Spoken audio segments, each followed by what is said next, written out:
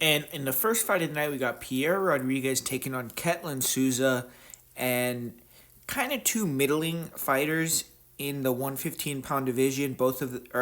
Souza is 2-2, Piera Rodriguez 3-2 in the UFC.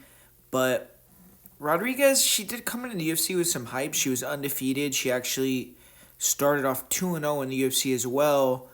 Fought Jillian Robertson. That was her chance to kind of move into the upper tier of the rankings, but Jillian was able to defeat her and kind of pushed her back. And then she had a bad loss against Carnelossi because she was winning that fight, and then I don't know what happened. I guess she just lost her head a little bit, and she started throwing those headbutts and got DQ'd. So that was a bad moment for her in that fight, but she went in there against Josephine Knutson, her last one. She was an underdog, and she snapped her losing streak. So she is trying to now get that momentum back, and she's taking on Souza, who's 15-5. Came into her last fight on a 2-fight win streak as well, but lost to Angela Hill. And she was competitive in that fight. It was a split decision. I felt like it was kind of clear, but regardless, it wasn't like she got washed. And she's young, so we'll see if at 29 years old she can come back and look good in this next one. But you look at Souza, kind of kill or be killed style. She has 10 finishes. She has a first round finish over Yasmin Hargui in the UFC, which was impressive. And she's been finishing all but one of her pro losses. So most of the time when she fights aren't going to go to the scorecards. But on the feet, she throws heat in every strike. She isn't the highest with her volume, but she stays tight with the defense. She'll stalk you. And when you do stand in front of her, she'll throw knees, elbows, uppercuts, hooks. And if you try to trade with Susan in the pocket, she hits extremely hard. She's more than likely going to put you down. We saw her drop and choke out Yasmin Hargui in that one win that I just talked about. And her last fight, I felt like even though she lost, her hands looked a little looser. She was throwing some better combinations, and there was a lot of periods of inactivity for Souza, but I thought it was a little bit better than how she usually does, even though she still was throwing a lot of single shots. It wasn't like a vast improvement, but I did see some, growth there. And she did have a great second round where she was pressuring, she was looking good, she was moving and showing better defense on top of the offense. So I think Souza is getting better, but she's still one-dimensional. I mean, she was able to jump on the choke against Yasmin, but that was just because she almost knocked her out. And she's improved her takedown defense a little bit, but it still isn't elite, and she does tend to be there to be hit off the breaks after takedown attempts, even when she can defend them. She'll bite hard to level changes, so you could tell she's very weary of takedowns in there. And she did get taken down in round 3 of her last fight, so I feel like her cardio is kind of an issue, and her grappling defense is a little suspect. And on the feet, she's getting better, but she's not necessarily like super high level. But Piera Rodriguez, she's a striker. Primarily, she's going to be looking to use her lateral footwork and stick and move on the feet in this one, I feel like. She'll attack with body jabs, straights, come over the top with hooks. She has decent uppercuts. She has good kicks. She landed a really nice front kick to the face on Ariane Carnelossi. And she doesn't want to stand and brawl with Souza, but she is one of those fighters that is willing to bite down, and she has some power herself. So even though it wouldn't be the smartest game plan, she's one of the few who can maybe win a brawl with Souza. But overall, I think mixing it up and getting takedowns is the easiest path to victory here. And Rodriguez does have good timing on her takedowns, and her wrestling should be superior here. If she can set the takedowns up with her striking, I think she can get the fight to the ground, hold her opponent down, tire her out. And she has explosive level changes. She has good trips in the clinch too. So I actually think her wrestling is pretty good. Offensively, defensively, that's another thing, but it's not going to be an issue in this fight. We did talk about how she got DQ'd against Ariane Carnelossi, where she was getting takedowns, and for whatever reason, she intentionally headbutted multiple times, which Hopefully that never happens again, obviously, in a UFC fight. But versus Josephine Knudsen, she got quite a few takedowns and looked pretty good. So I think Piera Rodriguez has an edge here as long as she can deal with the pressure. If Rodriguez isn't able to get the wrestling going, then the pressure from Souza may add up. But I do think Rodriguez will hold her own standing. And if she can get an early takedown, I think she could probably get Souza tired, hesitant, and pretty much dominate. And whenever Rodriguez gets on top, I think she should probably hold down Souza and bank that round. If not, um, just hold her down until the end of the round. But for Souza to win, I think she either needs to catch Rodriguez early and knock her out, club and sub her, try to tire Rodriguez out by defending the takedowns, which will be hard. But Rodriguez has never been knocked out. She's durable. If this fight's in round 3, I expect Rodriguez will have gotten some takedowns of her own and kind of slowed down Souza. So give me Piera Rodriguez via decision in the first fight of the night. And this next one, man, this is an underrated fight. And Brazil versus Brazil battle, 125 pounders. Both these guys are coming off wins. And Rafael Estevan, 13-0, so he has a very impressive record. He's taken on a 14-7 Felipe Bunes, which that record obviously is a little bit ugly, but I honestly think these guys are both really good. Bunes has fought great opposition. His losses have mostly been to top-notch fighters, and he's gotten some big victories as well. Like, he ran through Jose Johnson, he submitted him, and when he wins, that's normally how it goes. He has 9 submission wins. Estevan's obviously undefeated. He's 7 years younger as well, so it's 35 versus 28. And Estevan hasn't really fought the same quality of competition, though. But in the UFC, he has stepped up and proven himself. So if he gets another win or two, he's going to be near the top of the division because his record is just too good to not be kind of capitalized on at flyweight. But for Bunes, this is a must-win for him. He's 35 years old. He has to win this one to kind of stay in the mix. But you look at Felipe Bunes, big fighter for the weight class. He tries to hold the center. He throws heat. Super dangerous early. 10 first-round finishes. A lot of submissions. But he really is good in the stand-up as well. He likes to sit planted, maintain the center. He lets fighters come to him, and you'll intercept them with jabs, with crosses, left hooks. His punches have knockout power, and his kicks are nice too. He throws fast kicks to all parts of the body. He has good reflexes, so he can slide in and out. He does a decent job of keeping his hands high, but as fights do go on, he will start to slow down. You'll float his chin. You'll get sloppy defensively. And it's easier said than done, but you have to pressure Bunes, force him into exchanges, extend the combinations, throw multiple strikes, and that's the way to get to him. You saw Joshua Van TKO Bunes after Bunes had a strong start, though. He dropped Josh Van a couple times, was really pretty dominant in the first round, but Van, he tends to do that. He'll start slow and then wilt you, and that's exactly what happened. He ended up finishing Bunes in the later half of that fight, and that was the only time that Bunes has been stopped with strikes, though, so he is a durable guy, and Bunes is good at establishing his striking and then shooting under his strikes. He'll time level changes, and if you get over aggressive, he can time the takedown as well. He has good explosive shots. His wrestling isn't top notch, but it's pretty good. And when he gets tired, he will get sloppy with the wrestling though, and he gassed himself trying to wrestle Josh Van. His last fight, he did get get reversed on a takedown, but he then hit an armbar off his back, so proved he's dangerous on bottom as well. And that was his 9th submission win. Right now, the biggest negative for Bunes is the cardio.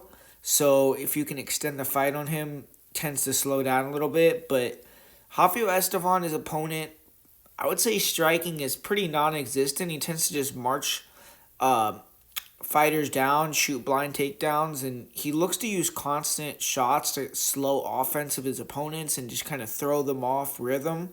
But we haven't seen much striking at all from him in his 2 UFC fights offensively. Defensively, he is hittable, but you have to catch him before he gets a hold of you, and he's able to absorb damage, kind of walk you down, and then grab you, get in the clinch. And he's a great grappler. He has good body lock takedowns, good throws, super aggressive, so he's wrestling almost immediately as the round starts. He'll shoot singles as well, use that to get into the clinch, and he's big for the weight, so that helps control fighters, move them around, and when he gets on top, he floats well. He's good with his top pressure and transitions, and at flyweight, he's super scrambly, so, or flyweight in general, like the division, a lot of guys are super scrambly, so Estevan is good at kind of working his opponents, letting them back up but staying connected and mat returning them and waiting until they slow down and then taking the dominant position and kind of taking over. But in this fight, Esteban's fighting another guy who's a very good grappler, is big, strong for himself, so it's a difficult matchup. And cardio for Esteban has been subpar. He slows down pretty majorly. He was gassing round 3 of both of his UFC fights, so he's more of a holder. He's one of those guys that takes you down, controls you, doesn't do a lot of damage, and due to that, his 2 UFC opponents were still fresh and put it on him in the 3rd round and while he was tired. So I don't know if the cardio issue for Bunez will be as big of a factor.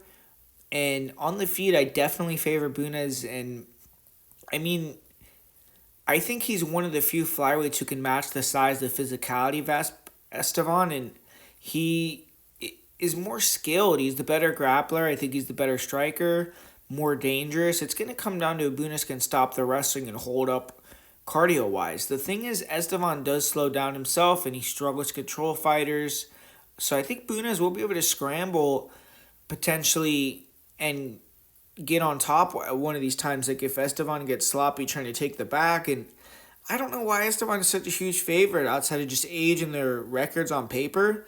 Because skills-wise, I think Bunez has a great chance. So I'm going to go with the underdog. I'm going to go with the upset here, and I'm going to predict Felipe Bunez takes the 0 from Rafael Esteban, excuse me. So yeah, I'm going to Felipe Bunez to win this fight. And up next, we got a fight that came together just a couple days ago with Austin Bashi taking on John Yanis. And Austin Bashi, he was originally supposed to be on this card. His opponent pulled out, and he stayed training. The UFC, I believe, told him that they were more than likely going to get him a new opponent, and they delivered. They found him John Yanis, who's making his UFC debut here. But Bashi, he suffered his first career loss in his debut. He debuted in January in the UFC. He was 13-0, and he fought the prospect destroyer, Christian Rodriguez, man, and Rodriguez got another scalp. He out-wrestled. He took the O of Austin Bashi and kind of showed Bashi levels, and that Bashi isn't just going to be able to come into the UFC and out-wrestle everybody. But Austin has had 6 months to regroup, and he's back again. He's 23 years old, so you know he's going to be getting better if he's been in the gym grinding, and I'm sure he's hungry to rectify that loss, earn his first UFC victory. And he was going to fight Francis Marshall here, which I believe would have been a lot tougher fight on paper, but now he's fighting John Yanis, who's small guy for the weight class, but he is a power puncher, and Yanis is dangerous. You can't sleep on him. He's stepping in on short notice here, but he did have a fight scheduled for August 22nd. That was a 5-round fight at 135. So this fight's going to be at 145, and Yanis has experience fighting at 45s as well. He just won the Fury FC featherweight bout in May, so it's probably a decent spot for a short notice. Like, it's not like it's ever ideal to come in on a week's notice for a fight, but he had a fight scheduled where he's getting ready. He's going to fight at 35, so the weight's probably not going to be a major issue, and then hopefully he's sharp and in somewhat decent shape. So, but Giannis 9-3, and he's beaten some good strikers and wrestlers, so he's kind of tested himself, and we'll see if he can jump in here, 31 years old, and make an instant impact in the UFC. But you look at Bashi on the feet, when the fight is technical, he's good. He has a long bladed stance. He uses that so he could shoot in hard and kind of sit down on his hands and his kicks, and he could switch stances. He is pretty light on his feet. Throws one strike at a time most of the time, but he has good left kicks to the body. He'll go up to the head. He throws left hooks and overhands effectively. Moves well side to side and kind of uses his striking to mainly set up his takedowns and pull you into the level changes. But when he gets on top, he's in his world, and that's where he's the most dangerous. He could jump on the back. He has several finishes from the back mount. He could just control you and grind you down, and he is usually an Energizer Bunny. I mean, in a lot of his fights, he's been able to just kind of dominate in the grappling, so we haven't seen him have to put as much effort in controlling somebody, but his last fight with Christian Rodriguez against someone that was just getting back up to their feet over and over, was defending takedowns beautifully, was extremely scrambly, good on the feet.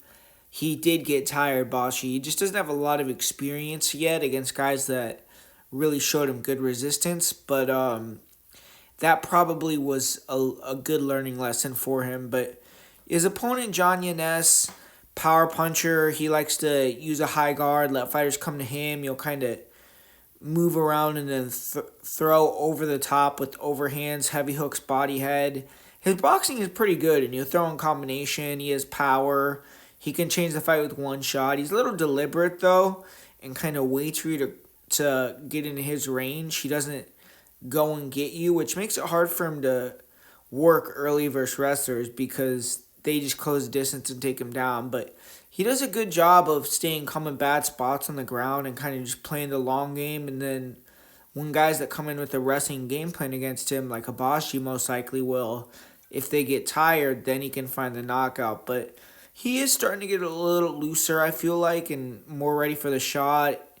But he's still someone who sits down and throws heat, and he's always going to kind of be there to get taken down because he likes to shell, use a high guard to block and absorb return offense. So if you feint, you get him to raise his hands, you're going to be able to get it on his legs, and he doesn't have the fastest reaction. So a lot of guys have been able to take him down, and he's good at kind of just surviving on the ground. He doesn't really look to get back up. He's just trying to not get submitted, stay safe, and make it to the end of the rounds.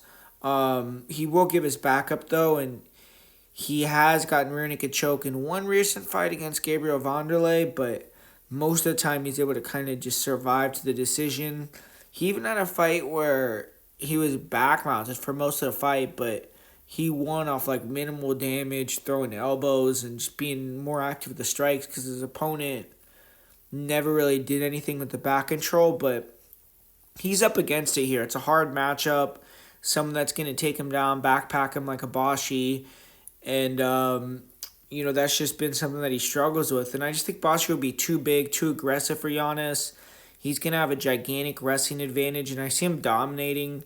If he can get the back like other Giannis opponents, I think he's going to have a better chance getting a submission than others. But he has to expect a 15-minute grind because Giannis has good submission defense. He's going to be very defensive. And I'm going to say Awesome Bashi wins this one 30-27. And in this next one, you got two guys that are young in their careers that have found themselves in the same position, really. They earned victories on the Contender Series last year to get into the UFC, but then lost their first UFC fight. Pulayev, he fought Christian Leroy Duncan in England, so he was up against it with that debut, lost a decision. And you could say the same thing for Nick Klein because he jumped in on short notice. He fought Mansour Abdul Malik and got finished with strikes in round 2. So Abdul Malik obviously isn't as good as Christian Leroy Duncan, but both guys had a hard debut in the UFC. And someone's in the UFC will have to go, though. They're going to clash. Someone's going to get their first UFC win. And you look at from a stylistic perspective, Nick Klein, 29 years old, he's 6-2. He's fighting at a Pura Vida BJJ, which is, people shit on the gym, but they produce several UFC fighters at this point. And he's similar to a lot of the fighters from Pura Vida. He's tall, long, lanky, awkward grappler, fast starter. He's a finisher. He won his Contender Series fight in 37 seconds. He's finished 4 of his 6 wins in under a minute, which is pretty crazy. And both of his losses, he got finished with strikes. And both of his losses came after round 1, after he got a little tired. But he's 4-0 in fights that end in the first round, 2-2 in fights that go longer than 5 minutes. And at the UFC level, he's almost certainly going to be a finisher bust kind of guy. You look at Pulayev, 27 years old. He's a guy who trained with Alexander Shlemenko, 9-3 in 12 pro bouts. He's dangerous in his own right. 5 first-round finishes. He has more experience going longer in fights than Klein, and he's 4-2 in fights after round 1. So you kind of see the play here for both guys. Nick Klein's probably going to try to go out there, finish it quick. Andre Pulaev's going to try to extend the fight a little bit, but Nick Klein is a grappler. He has good timing on his takedowns. He has movement and length to make fighters kind of have to come to him, and then he shoots on them. He'll put you on the cage, control you there. And as far as setting the takedowns up with strikes, Klein really just throws a lot of flim-flam offense to lead hand, kind of occasional overhands, and then you'll use that to get in on his takedowns. But his striking is definitely a means to an end. And although Klein has several finishes quickly, he did show okay conditioning in his fight with Colin Huckbody. I mean, hard to say because Huckbody threw almost no strikes, and it was almost purely a wrestling match that Nick Klein was dominating. So it wasn't that tough of a fight from a battling through damage perspective or super hard pace perspective. But he is a grinder, and Klein did get the finish with 7 seconds left, so he was fighting hard until the final bell. His Contender Series fight was an amazing performance by him. He had a fast shot. He got the takedown, quickly jumped on the back, got the choke.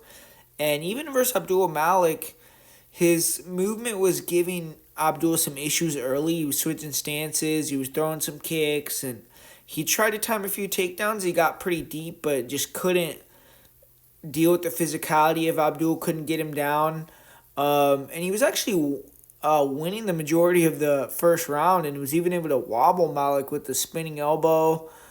Took him down, couldn't really hold him down after he rocked him, but he won round 1 clearly.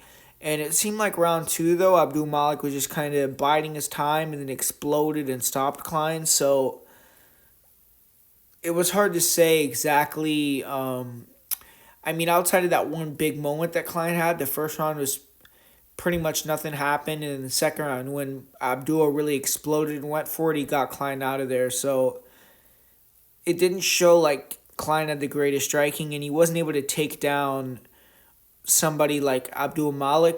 Whereas in this fight, though, I think he's going to have a better chance to get the takedown. If he does get on top, he could get the finish. But he just doesn't have a lot of experience. And you look at Pulaev, striker first. He likes to keep it long. He has good footwork. He has solid hands. You'll throw straight jabs, punches to the head, to the body, mixes in knees and kicks as well. His left kick to the body is nasty. He'll throw good spinning kicks. He'll attack the legs. Power-wise, it seems like he's a little bit lacking there, but he throws volume and he's accurate. So as fights go on, he can kind of build and eventually hurt you. His defense is good, and he's pretty fast and evasive. And he should have a lot more weapons on the feet. He needs to try to keep it at a distance.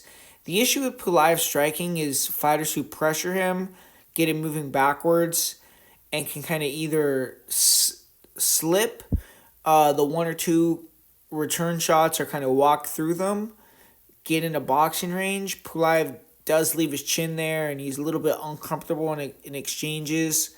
And that's where you can time the takedowns and get the takedowns too, and you could force him to kind of a kinetic fight.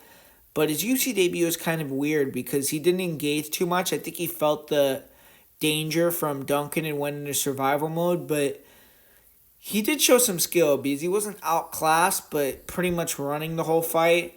His Contender Series fight, he was fighting an easier opponent, but he did throw a lot of volume and was very aggressive in that one, so hopefully we see the return of that for Pulaev. But Pulaev's wrestling defense is what is suspect. He got controlled against the fence for his Contender Series fight and UFC fight in moments.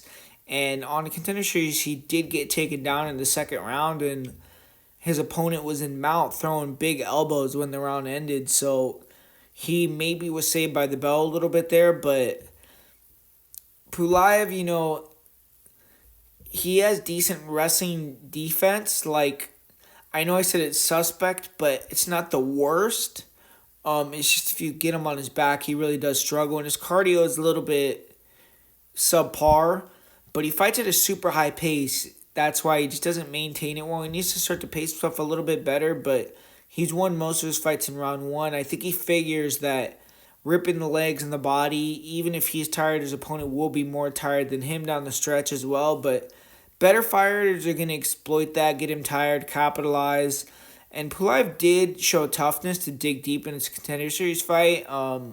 He, like I said, almost got finished in the second, but he came back and won the grappling exchanges in the third round. His takedown defense looked pretty good versus Christian Leroy Duncan, so he's clearly working on his wrestling.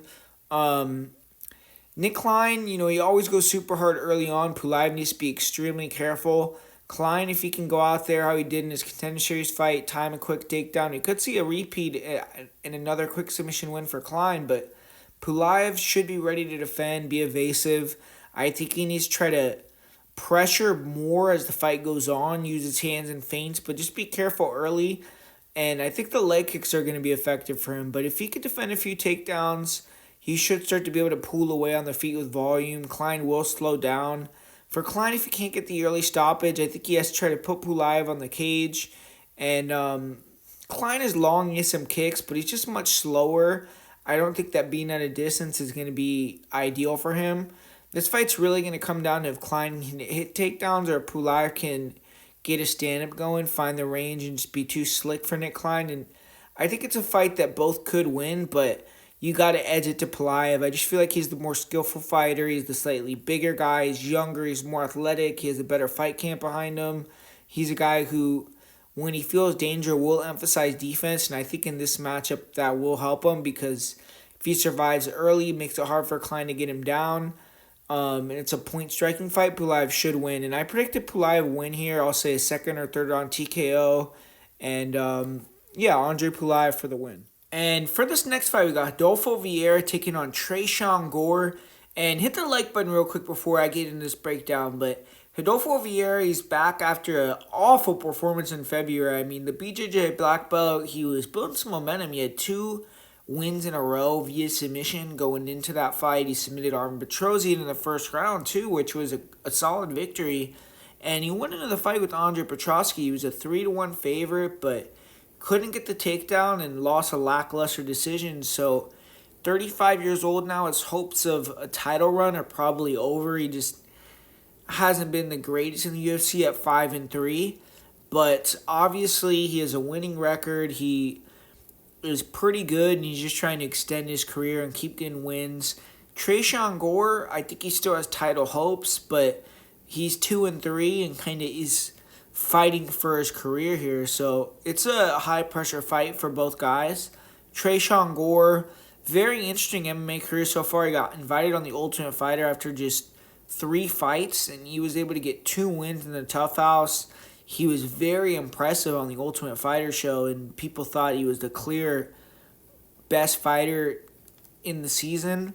And unfortunately, he got hurt, so he couldn't be in the official finale, but Brian Battle won the finale, and then he was the debut opponent in the UFC for Tresean Gore, so it was kind of like a quasi-tough finale, and Brian Battle won in a kind of bad decision. And then Tresean Gore came back, got put to sleep by Cody Brundage, and he did bounce back though with back-to-back guillotine wins, but in April he had a rough fight. He showed heart, took a ton of damage, but he got battered by Marco Tulio and finished with a straight right hand in the second round. I'm a little surprised to see Gore returning so quickly, but it seems like he's on a mission to prove he belongs in the UFC, and he probably sees this as a winnable matchup where it's not going to be someone that's going to probably knock him out. So he's dropped everything. He's been at the MMA lab again for this fight, so he's putting his all in. And you look at Tresean Gore, I mean, he has good striking, and that's where he's going to want to keep this fight, but he does have good grappling as well. He has a big double leg. Obviously, that guillotine is a very dangerous attack, but he's hit it twice in his last 2 wins, and he's not going to hit that against a high-level jiu-jitsu fighter like Rodolfo Vieira, unless Vieira just gets extremely gassed like we saw in the Fluffy fight, but I don't think Vieira is going to ever let that happen again. I mean, that was so embarrassing, but on the feet, Tresean Gore will pressure forward, high guard. He tries to slip his way in, use his jab, straights to sting you. Very good power. He's a sharp striker. He had a great start against Tulio. I mean, he rocked him with the left hook early. But he's just low volume and he doesn't do the best off the back foot. And he slows down. So those things aren't a great combination. If you walk Gore down, he can struggle. You could chop his legs. You could rip his body. He's super tough and he survived some major damage for coming to Tulio, but Tulio destroyed his legs, beat up his body with kicks. He used that to open the headshots later. And this fight he's facing a lot less dynamic striker. It's going to be a lot more easy fight to navigate. But I do not like how fast he's coming back. I wish he would have taken more time off after all that damage. But you look at Rodolfo Vieira, obviously he's arguably the best jiu-jitsu fighter in the division. When he can get a single leg early on, he's super good at using that to get to the back. And if you let him get to the back when he's fresh, he's going to take your neck with him. He has several rear naked choke victories. And he will use the single to push fighters to the fence, get his hands connected, get double legs. You could tell he's a big, strong guy. When he gets doubles, he usually tries to grapevine your legs, use that to move into mount or a dominant half mount, and then set up an arm triangle or set up a back take. All of his wins in MMA have came on the ground. He has 9 submissions. He's 1 ground and pound win. He is 0-2 in decisions, and then he got submitted by Fluffy. His cardio is an issue. He does slow down. On the feet, he isn't great. He does a good job with the low kicks. He'll throw front kicks, round kicks. He'll throw the jab, but very hittable. He has bad posture. Like, when he gets hit, you could tell that he doesn't like it, and you could tell when he gets tired. His last fight of stand-up did look a little better than normal, but it still didn't look very good, and he wasn't able to win a striking battle versus someone in Andre Petrosky that's not a good striker whatsoever. So Vieira has to get to the fight to the ground to win against almost anyone to get at UFC level. And honestly, I think this is a pick-em. I mean, I don't have a great read on this fight, but I feel like PredictionGuru is more dynamic. He's faster, he's sharper on the feet, his leg kicks should work. And Vieira, if he can get a takedown early or really in a dominant position at any time, he can get the finish, get the win. But honestly, I'm going to go with PredictionGuru here as the pick. I think he can pressure. I think he can attack the legs. He should be able to go to the body with his punches and then use that to go up top, stay sharp. I think he's athletic enough to avoid the takedowns. And if he is taken down, just worry about staying safe and getting to the next round. And I think he'll have the better cardio. He took a lot of damage his last fight, so I'm a little bit worried, taking a jab or two, he gets rocked. But I'm going to go with Gore via decision. And up next here, we got 2 guys coming in off losses. Rinya Nakamura, he had his first loss in MMA in January. He was 9-0, and he's one of the biggest prospects in the sport. At least he was before that loss. He had some really good finishes. His resume was good. He had an elite pedigree in amateur wrestling. He was a -600 favorite against Muin Gafurov, so that just shows you how much respect he did have in the eyes of the bookies before his last fight. But he got dominated in that one, man. I mean, he couldn't get his wrestling going, didn't even really try to. I think the southpaw look from Gafurov really threw him off, but you'd think he would have been ready for that.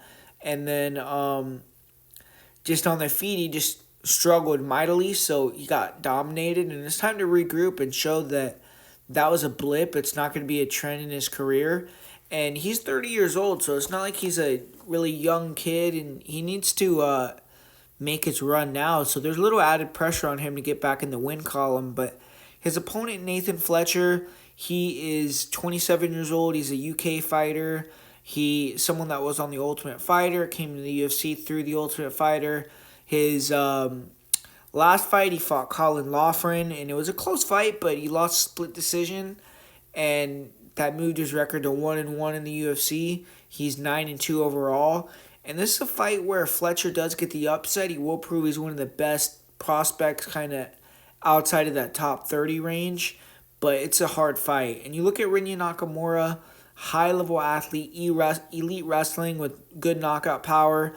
His striking is rudimentary, though. He's a robotic stiff fighter on the feet, super wide stance, so you can chop his legs, and he's a pretty easy target to hit. But it also gives him the ability to shoot hard, throw hard punches. He has a nasty straight and overhand left, and you'll set his level change up with, you'll set that up with level change feints. And Muin Gafurov was able to kind of bounce around, be in and out, pull Nakamura into power. He dropped him. He easily outstruck him.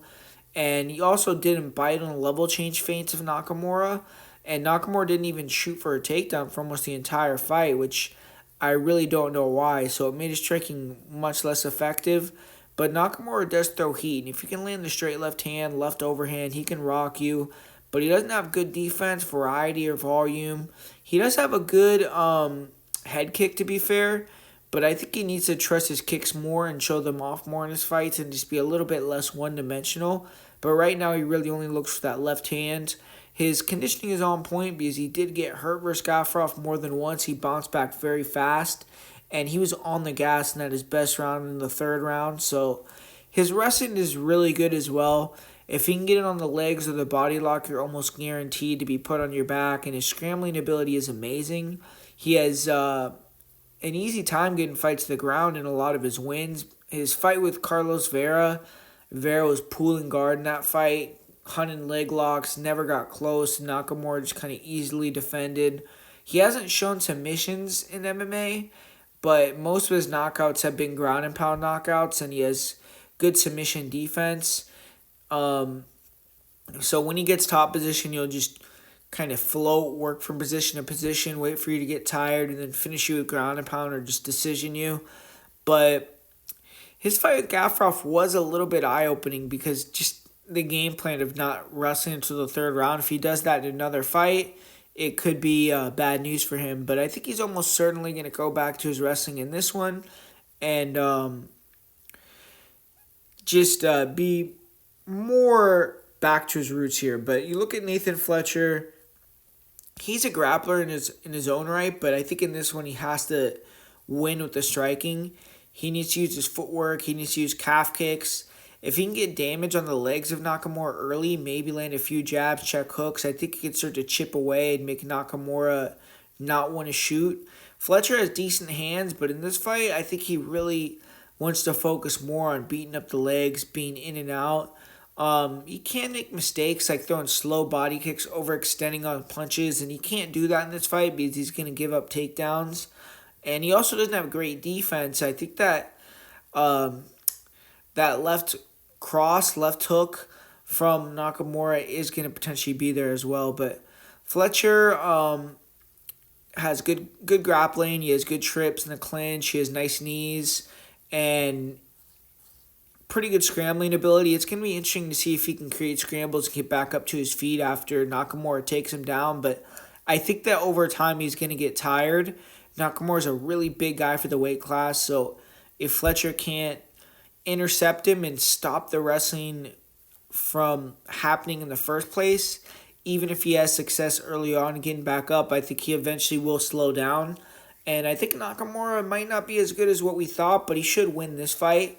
Fletcher has a chance if he's super sharp and fights very smart, but he has to move a lot, use calf kicks, use the jab, check hooks, maybe try to find a big cross or a big knee. But he isn't as evasive as a Gaffarov, and he doesn't have great defense. I think Nakamura can land a big left hook or overhand of his own, and he's probably going to be able to back Fletcher to the fence, get in on him, take him down. And I think that Nakamura will gas him. I think he's going to get the better of the grappling, and I think he's going to win in decision here. And kicking off the main card, we have what should be a sick fight between Danny Silva and Kevin Vallejos. Both these guys are bangers on the feet with solid technique. Danny Silva's a bit older.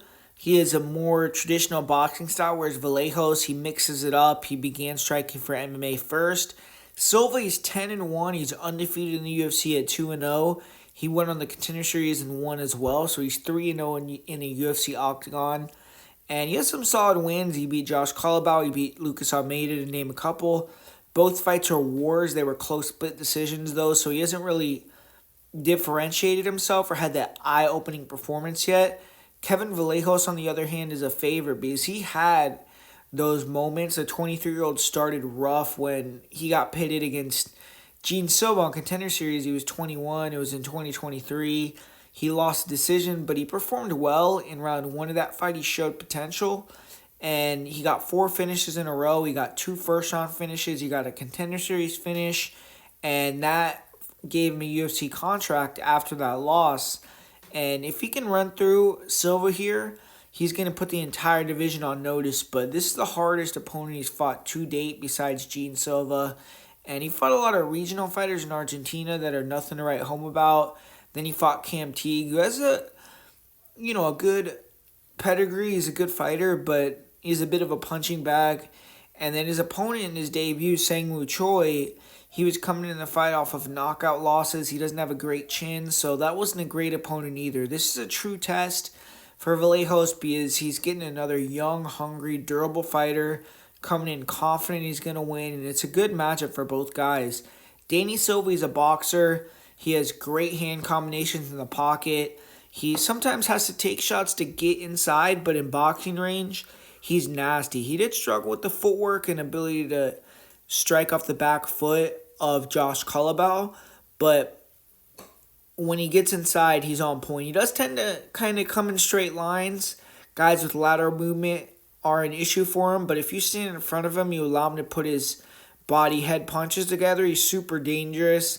If you start to slow down, you let Silva get you stationary against the cage, that's where he thrives. And he's starting to mix in some calf kicks and takedowns to get you a little bit more tired as well, and then use that to get his boxing off. And he has a great chin, and he'll try to kind of goad you into a brawl. And you have to stay composed, stay sharp, kind of stick and move on him. And Silva will mix in takedowns. He normally likes to box, but he can time body locks, kind of control you a little bit. He's not going to necessarily do much on the ground, but kind of just changing it up and getting some points off. Kevin Vallejos, he's a clean striker in his own right. He has good footwork. He cuts the cage off well, looks to use his boxing. He stays active with the jab, with the lead hand. He'll mix it up to the body. He goes body head really good with his combinations. He likes to pressure you, use head movement to slip and then go big hook or overhand. He has good lateral footwork. He'll pull you into overhands. You'll slip your punches and come with nice counters. He'll mix in leg kicks. He did a good job ending combinations with kicks. He'll kick the body as well. And Gene Silva does this to almost anybody, but he made Vallejos really go into defensive shell on the feet. When Silva started to stand his ground and stay in the pocket with Vallejos, he was throwing heat. Vallejos was just in survival mode. In this fight with Danny Silva, it will be interesting because Silva may have issues getting inside, but if he could survive the early going and actually start to force early exchanges, make it a dogfight, he could start to wear on him like Gene Silva did. And Vallejos needs to use his footwork, move, and then hit hard to get respect and make Silva kind of get off of him.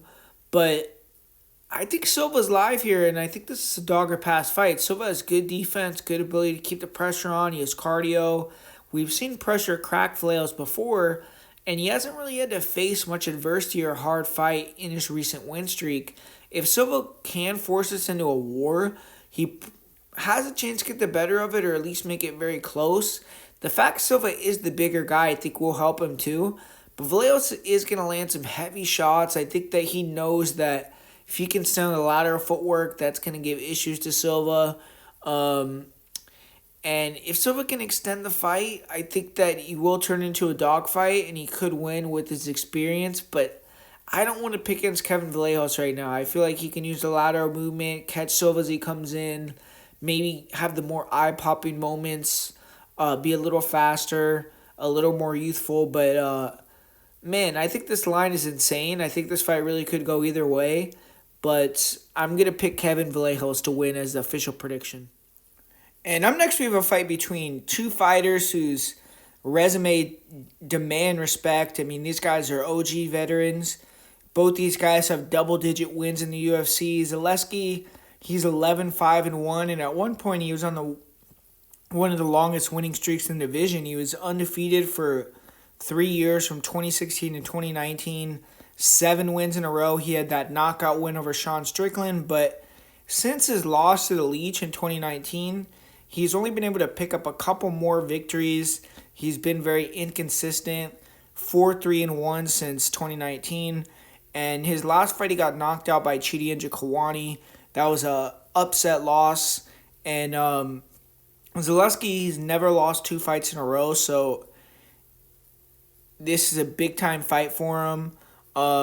He did drop back-to-back fights in 2012, but in the UFC, he's never lost two in a row. And this fight's gonna tell you how much juice is left in the tank of Zaleski as well. Because if he can beat Neil Magny, you know he's still someone that's viable. But if he can't, I don't know how many more wins he's gonna get in the UFC. But Neil Magny, 22-12, 34 fight UFC career. He has the most wins in welterweight history.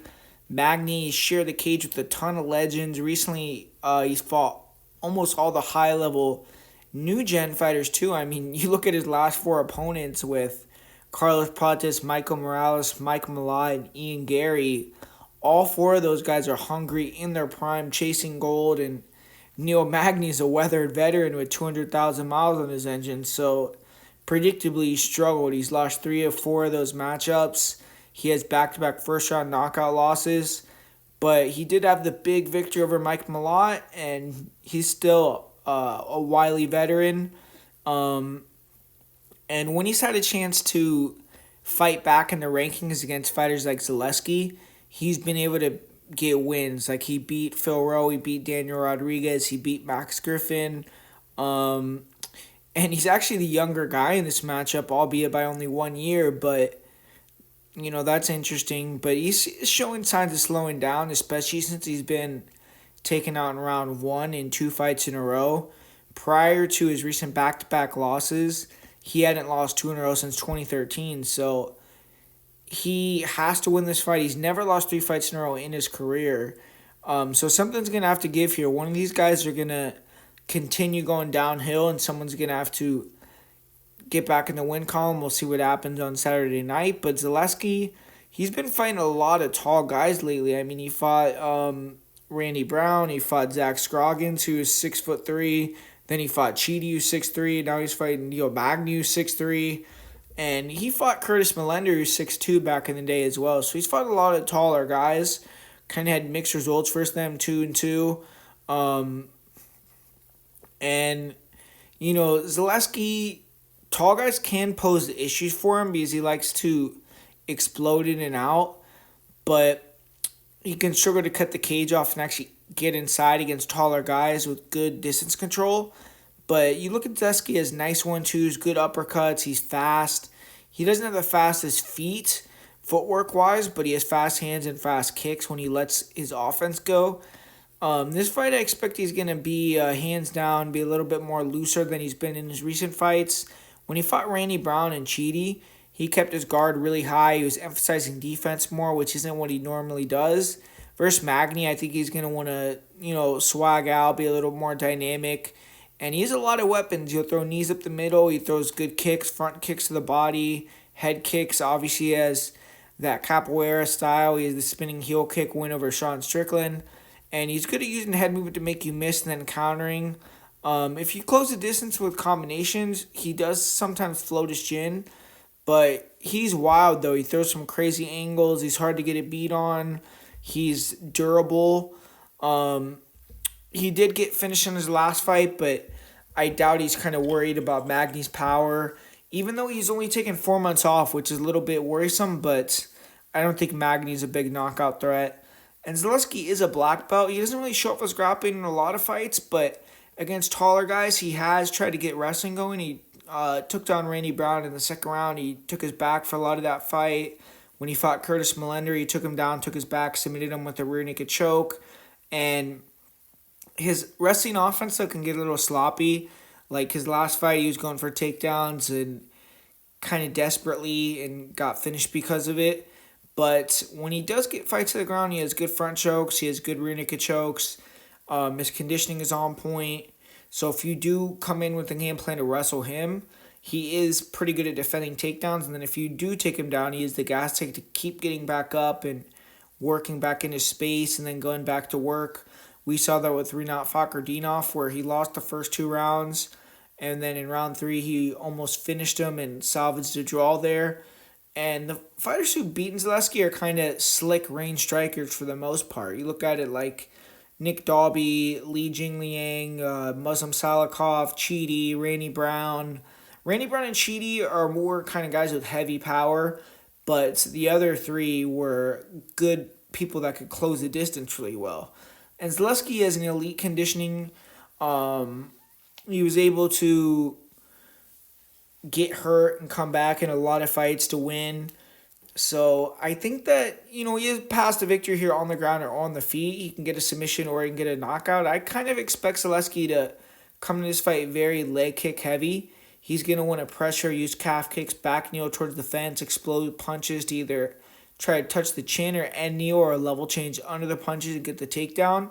If he's dominating on the feet, he won't need to wrestle, but if it's there for him or if he needs it, I think he could get the back of Magny and maybe choke him out. But Zaleski's good at using that louder movement and then coming with multi-punch combinations. I think that that's going to be effective here. If Magny can use his front kicks or his jabs, his straights to intercept Dos Santos, he will have success, but that's easier said than done. We saw Chidi do it. We saw Randy Brown do it, but they're a lot better strikers than Zaleski. You look at Neil Magny, he's a credentialed guy. He is awkward, but he's 80-inch reach. He's tough, experienced on the feet. He tries to get his reads early. Then you'll put the pressure on you, get you in the clinch. He'll double, triple up on his jab, use that to back you up to the fence, kind of maul you. His 1-2s are decent. And he'll likes to go hands high so you can attack his body and then his legs are there to be chopped down. I mean, you've seen multiple guys beat up Magny with leg kicks at this point. But Magny, his grappling is where he thrives. I mean, he's a serviceable wrestler. He can grind guys against the fence. He can use that single to get guys to the mat. And when he gets on top, he's effective with his ground and pound and his control. But on bottom, you will try to kind of just frame and look for short strikes. But if you're an aggressive grappler, you could transition and get into dominant positions on Magny. And he does tend to kind of quit a little bit. But, Magny's at his best when he can body lock, trip you, get on top, weaponize his cardio, make it a high-paced fight, leaning on you, grinding on you, and then eventually either win a decision or take you out like we saw him take out Mike Malott. But I expect Neil Magny is going to look to come in and wrestle here. He just does not have the speed. He uses jabs and front kicks like others versus Zaleski, I don't think. He has to close the gap and really look to press him. If Magny can hang on him, control him, he could slow him down and make the striking more competitive, but we've seen Zaleski do well versus Rinat Fakhretdinov, so I think it's going to be a difficult proposition to take him down. And Magny can't make a mistake and let Zaleski get on top of him either because that could be trouble. I just don't know if he can rely on wrestling a guy down like Zaleski, who has almost equal experience in the conditioning to match Magny's. But ultimately, I just think Zaleski's going to land calf kicks, counters over the top. I think he's going to be too fast. If he can shut down the wrestling for the most part, have the better grappling, it's going to come down to if Magny can maul him against the fence or if Zaleski's footwork, power, offensive striking can stop that. And I think Zaleski is going to win a decision here. I think he can win a via submission or knockout too, whereas Magny, I think his only path to victory is a grinding decision. So this fight's kind of difficult to call just because Magny's been fighting younger in-prime guys. Now he's facing a fellow older vet where maybe he could possibly outwork him. But I lean Zaleski here via round 1 knockout or submission. Magny, he got flatlined bad in his last fight. I feel like he could be done, so that's why I say round 1. And Magny's also 3-6 versus Brazilian. So he struggled a little bit versus Brazilian fighters. Give me Zaleski via first round knockout. And up next we got Carol Hosa against Nora Cornell.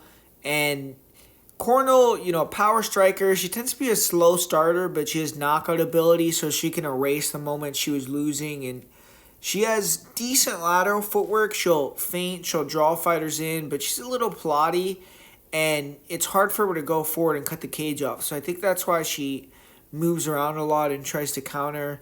She'll use leg kicks, overhands, throw knees. She's effective in that close range with knees and elbows. She has a good left hook, 3-2s. In her fight with Cavalcanti, she just struggled. She struggles with people that have good distance control, that can kind of maintain and be evasive and just kind of in and out on her. She is pretty basic with her offense, and she has no takedowns. Really, she did get a couple takedowns in her last fight, but got reversed pretty quickly. She does have decent ground and pound, and she did get armbar or close to an armbar versus Haley Cowan, excuse me, and then got a rear naked choke on her in round 2. But Cowan is kind of a flake. She's known for getting submitted. Carol Hosa, she's someone that's flat-footed, walks fighters down, and she has nice straights, good jabs. She has good hooks in the pocket. Those combinations well on the inside. Nice gas tank, good step-in elbows. She recently, I guess not recently, but in her last few fights, her calf kicks have been a big factor and very effective. I think in this fight, they're going to be there for her. I feel like Corno's going to be looking to clinch up in this fight. So Rosa needs to figure out how to use her calf kicks, get Corno a little more stationary, less explosive, not moving so much and not being able to close the distance and crash into the clinch. Force her to be in that mid-range where I think Rosa has better defense and probably better hands. And then if Hosa, can use those leg kicks as well to get Nora to be taken down easier, she could get her on the mat, take her down, and I think she'll have a big advantage on the ground. She has to respect the power of Cornell, but I think the leg kicks are going to be effective. I feel like if she can get takedown, she's going to dominate on top. I think she's going to land more. So give me Carol Hosa to win this fight. And just before we get this breakdown going, hit the like button on this video. Tell me what you think about my pick so far. Do you agree? Do you disagree? And what are your most confident picks on the card overall? But we got an amazing fight on this next one. It could be an epic one. I mean, two fighters that are all action in Esteban Ribovics and Elvis Brenner. Ribovics 3-2 in the UFC. He had 3 wins in a row before his last loss, so he's on a pretty good run right now. He had an incredible 2024. He got that knockout of the year with the 37-second head kick knockout over Terrence McKinney, which was just nasty. And then he followed it up with a 2024 fight of the year with Daniel Zellhuber. Came into the fight with Nasrat Haqparast in February with some momentum, but he lost a competitive decision, and he was a minus 265 favorite in that fight, so kind of was a bad loss. But he's still a pretty decent favorite coming into this fight against Elvis Brenner, who is 3-2 in the UFC as well, but 0-2 in his last 2 fights. Started out 3-0 with 2 knockout wins in the UFC, but Orolbai really beat him up badly, and then Joel Alvarez did him even worse, finishing him in round 3. And Brenner, he's taken a year off after those 2 losses, which is probably smart, and he's back for the first time since last August. He's 27 years old, so he has years ahead of him if he keeps getting better and progressing, and hopefully we see an improved version of Elvis Brenner in the cage. And Brenner is a dangerous counter striker. He likes to move side to side, switch stances. He has good leg kicks. He'll pull fighters into crosses, overhands, knockout power. He has decent body kicks. I don't like his kicks to the body or the head because he drops his hands when he throws them, but he's powerful. And if you can walk down Brenner, he isn't that great on the inside. He kind of just wings punches, and he's a little slow and hittable. He's tough, but you could really get to him if you have technical offense in those areas.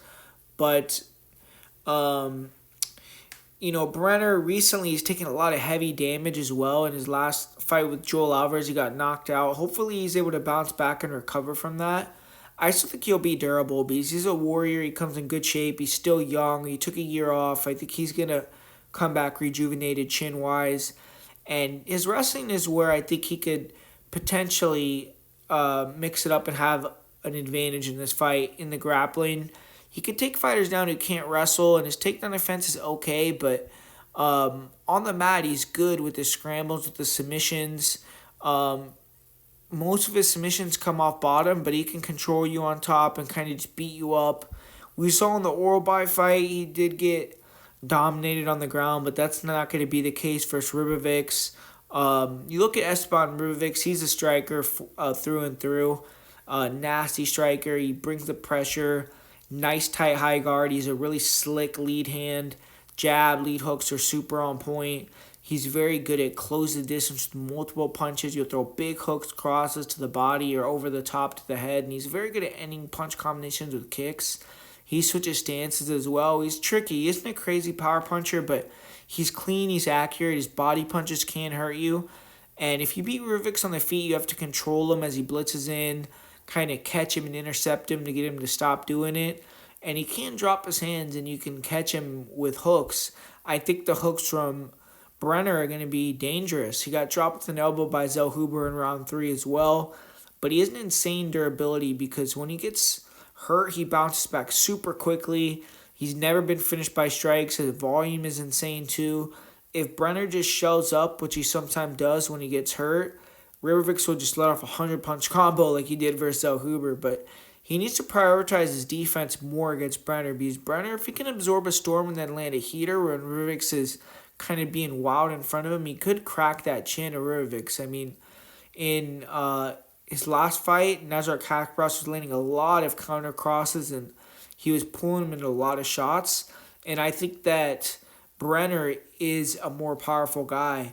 And Rivix is a boulder, though. He kind of reminds me of like a Chris Curtis, but he hasn't had to deal with really a lot of wrestling attacks in his last 2 fights. He's been able to walk his opponents down, high volume, high guard, without fear of the level changes. The one takedown, I guess Nazareth did have one takedown defended, but he did get a takedown in the 3rd round over Rivix.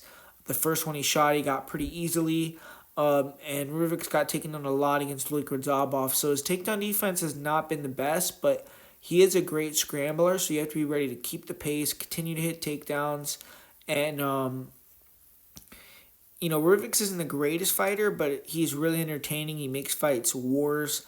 I think this fight kind of reminds me of Brenner versus Kutateladze, though. And in that one, Brenner fought another fighter who was great combinations, good volume, good pressure, not the most pop. Guram has better wrestling and grappling, but Esteban is faster, probably more durable, more of a dog where they were at those stages of their careers. And Brenner needs to mix it up. He needs to look for takedowns. He has to be careful of the knees from Rivix, but I think he has a chance to mix in some takedowns, and I think he can stand his ground and land some counter hooks, maybe land an elbow as Esteban comes in. I think his kicks could be effective too. For Rivix, it's about pressuring Brenner, getting inside, working combinations. Like always, he has to negate the wrestling attack, and he also has to avoid getting hit with big counters over the top. One thing with Rivix that I'm a bit worried about is that this is his 3rd fight in under a year, and he absorbed 256 significant strikes in those 2 other fights. Eventually that damage is going to add up, and Rivix is going to get knocked out or have a flat performance, and you could argue he had a flat performance or not as good a performance against Nazar Hakprast as it is. So I get Rivix has been the more active fighter. Brenner looked bad in his last couple fights, but this line's a little crazy to me because Brenner should have a wrestling and power edge. I think he's willing to stand his ground and brawl. And I think he can land the heavier punches if it's a war. I think he can mix in some takedowns. He's still young. If he's been staying in the gym working during the layoff, he could come in improved. And I've been going with a lot of dogs on this card, but I'm going to go with Brenner here. I just think the line's off. I think Rivix is a little overrated. If he goes out there and dominates or outclasses Brenner, maybe we'll have to reevaluate how good I think Rivix really is. But I'm going to say Brenner wins via split decision. I think it's going to be close, so I'll say it's a split, but I'm going Brenner to win this fight. And in the co-main event, we got 2 underrated 155-pounders, dark horse versus dark horse matchup. Chris Duncan has turned into Mr. Steal Your Neck recently. I mean, he has gotten back-to-back guillotine wins, 4-1 in UFC so far. His last 2 wins were upsets, so he's building himself and looking to get another upset victory in this fight. For Mateusz Rebecki, he came into the UFC with a shiny record. He was 16-1. He also won his first 3 UFC fights, so he was 19-1 going into his fight with CDF, Carlos Diego Ferreira. And if Rebecki would have won that fight, he would have gotten a big-name opponent, I'm sure of it, in his next fight. But CDF broke him, broke bones in Rebecki's face, and really stock-dropped him because Rebecki was a plus 200 underdog in his fight with Orobai, but he proved to everyone that he's still a threat. He got the win via decision against a very tough guy. It was a great performance from Rebecki. He almost finished Mitebek Orobai a couple of times, but it was a war. And this fight is a ticket to the top 15 for both fighters, so it's a high-pressure fight. And the dynamic of this fight's really interesting too, with both of them training and living at ATT. Apparently, in the ATT dorms, these guys are living or rooming right next to each other, so they've taken pictures on the mat together a couple times, kind of joking about the situation. But I'm sure it's a crazy, mind fuck for that to be, your opponent living right next to you. But it's gonna be an amazing fight here. It's a kicker versus puncher matchup, kind of, but both guys can grapple really well as well. With Mateusz Rebecki, he's going to be pressuring super hard. He's a very fast starter. He's great at feigning, slipping his way inside with good head movement. He throws heavy hooks from odd angles, hits super hard. He's good at slipping, rolling with punches, then returning with hooks. He'll go to the body to open up the headshots. And on top of that, he has really good wrestling and grappling. He times his takedowns really well. He's a beast on top. He has nasty ground and pound. You'll get that crucifix position and finish you. He has some heel hook wins. He has an armbar wins. He has a few different submission attacks he'll go to. And he's a stomp type of build, so he's going to be very hard to submit. You have to extend the fight with Rebecki. When he slows down and he can't feint, be as herky-jerky and on the gas pedal as much, you can start to land kicks on him. You could start to land straight punches on him, kind of hit him while he's not in range to land back on you. And wrestling him is not really the move. I mean, you're not likely going to take him down, so you have to try to weather the storm early and then work when Rebecki slows down. And with Chris Duncan, we have a very big lightweight with good durability and cardio, so he could implement that game plan potentially. And another thing for Duncan is his kicks. His kicks are super heavy, throws him to the legs, the body, the head. He varies his targets well. He should be able to land kicks here as long as he could stop the pressure of Rebecki and not get taken down off the kicks. But he also has nice counter crosses, uppercuts, and if Duncan can connect clean, he can knock you out. He's durable. He's willing to sit in the pocket and exchange. I think that's going to be dangerous for Rebecki. And in the stand-up, I think it will be competitive, but if Duncan can survive the early goings and kind of have a smart game plan, attacking with a lot of kicks, ripping the body, I think that he'll be the better stand-up fighter. If someone does wrestle, I think it will be Rebecki. If Rebecki wins this fight in dominant fashion, I think he's going to expose the defensive wrestling and bottom game of Duncan potentially.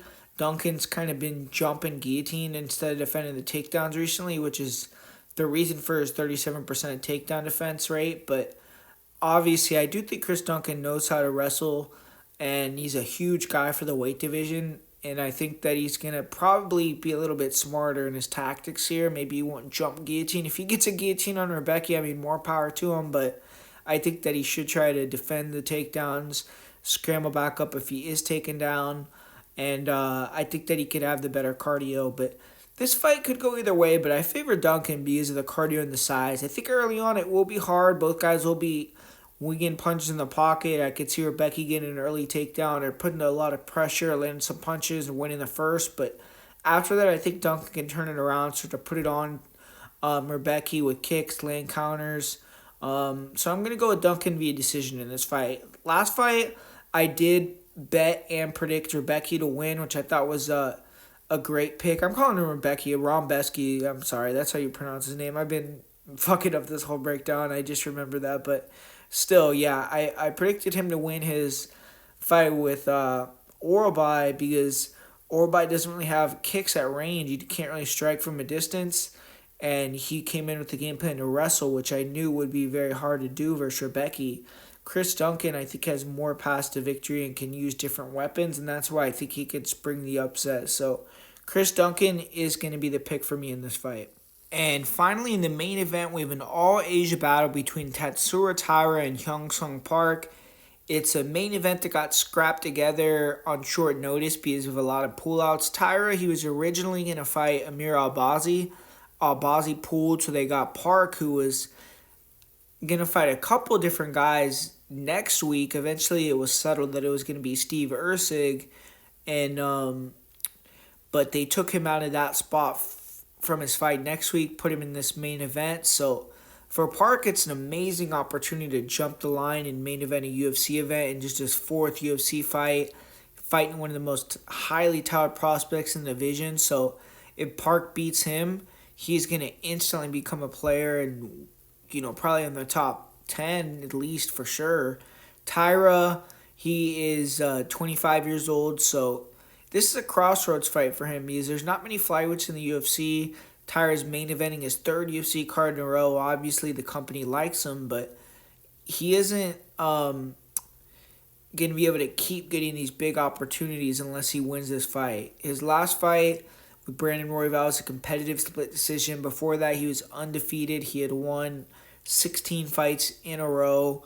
So now he is ranked 6th. He's fighting someone that's unranked, coming off a split decision loss against Brandon Royval. He's in the top 3. He can't lose this fight to an unranked guy. So a lot of pressure on the shoulders of Taira, but Hyun Park is a fun fighter to watch. On the feet, he tries to prioritize defense and movement early, stands upright, moves in and out of range well. He pressures fighters, tries to use feints, fakes, open guys up. Early on, he will be lower volume and get his reads, and it seems like he picks up his fights go on. He uses his lead hand effectively, really nasty left hook. He'll throw nice 1-2s.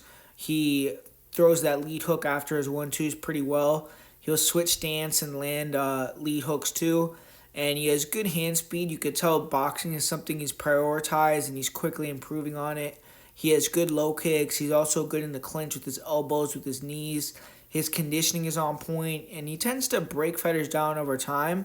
I personally think using calf kicks on Park is a smart strategy. And I think that pressuring and feinting Park or forcing him to come to you and then countering him is a way to get to him. Going first on him is harder than countering him. But it seems like he can get clipped with overhands. And he looks durable, though. He has power, cardio, composure. His last fight, he looked incredible, man. With the pressure, he looked really good. And he has tight grappling. When he get fighters against the cage, he will work effectively to the back. He has great back control. He has a lot of rear naked choke finishes. 2 of his 3 UFC wins are rear naked chokes. But we haven't really seen him on his back too much. We haven't seen him fight someone that's even close to the caliber of grappler of Tatsuro Taira. So this is a different fight for him. And Taira, very tall, long, lanky flyweight. He's going to have a 4-inch reach advantage in this fight. And he likes to use a high guard, walk fighters down. He doesn't have a lot of head movement, but he keeps his hands high, tight high guard. Nice long punches to the body, to the head. He has some power and good knees as well. And whenever fighters get over aggressive, he's good at clinching. He'll use that tie clinch, work knees, work elbows, kind of slow guys down, and then good trips as well. His kicks aren't bad either. Good leg kicks, front kicks to the body. His fight with Royval, though, he did get tired, and when he got pressured and combinations thrown on him, you could tell he didn't like that. So Park needs to be on the pressure in the boxing in this fight, but Taira, it's easier said than done to do that because Taira did get a lot of takedowns and some back control on Royval as well, and that's why it was a split decision. And whenever you get aggressive on Taira, he's looking to clinch you up. He's so big that he uses length well to get takedowns or circle to the back in the clinch, and on the ground, he's just super dynamic. He's one of the most unique control guys. He has great submissions. When he gets the back, the round's over. He's going to backpack you and either control you for the rest of the round or finish you. And he's finished 12 of his wins, 7 submissions, 5 ground and pounds. His conditioning is a little suspect, but he was able to fight at a high pace with Brandon Royval. He's one of the best cardio guys in the sport. And I think that's going to give him a lot of good benefits going forward. That experience of going 25 minutes with Royval, it should help him in this fight. This is 4th fight in a row that he's trained 4 or 5 rounds, so that's a big advantage that he has over Hyun Park. And Taira should win. I mean, I think his experience and grappling are going to be too much. Park is good, though. I think he will have moments, maybe do well early, but I just think Taira will probably get a late decision or a late submission or a decision win in this fight. So give me Tatsuro Taira in the main event here. So there you have it, guys. It's a full card breakdown and predictions for UFC Vegas. Hopefully you guys enjoyed it. Hopefully you guys liked this video. hit the like button down below. Put a comment. Tell me what you think about my predictions. Do you disagree? Do you agree with my picks? And as far as my most confident pick on this card, I'm going to go with Rinya Nakamura. And for the parlay of the week, I'm going to go with Piera Rodriguez and Rinya Nakamura. So thanks for watching, guys. If you want access to all the bets that I have on this card, access to PFL predictions, to KSW predictions, other predictions for all promotions or most promotions that have betting odds going forward, go to patreon.com/PredictionGuru. Check it out. I'm going to have bets there for all promotions. I got bets there for UFC already. Help support the channel. And besides that, man, thank you for watching this video. Make sure to subscribe so you can get more content like this. And I'll talk to you guys soon. Peace out.